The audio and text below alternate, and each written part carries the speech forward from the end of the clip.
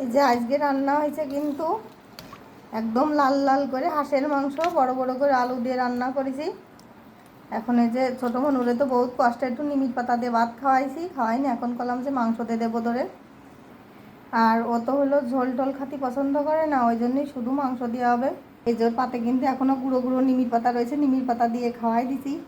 অবশ্যই ভিডিওটা দেখবেন ওর খাওয়ার অবস্থাটা। আর বাচ্চারা তো সবসময় কবে এ খাবো না, শাক পাতা খাতেই যাবে না, তাই বলে কি খাওয়াবো না?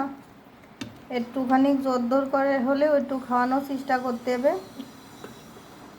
মানে আলু দেবো বাবা তোমারে? দেবো না?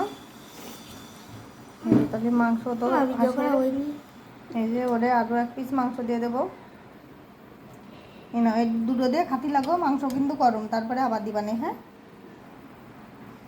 একদম লাল লাল হাঁসের মাংসের ঝোল, সেই স্বাদ হয়েছে কিন্তু খাতি।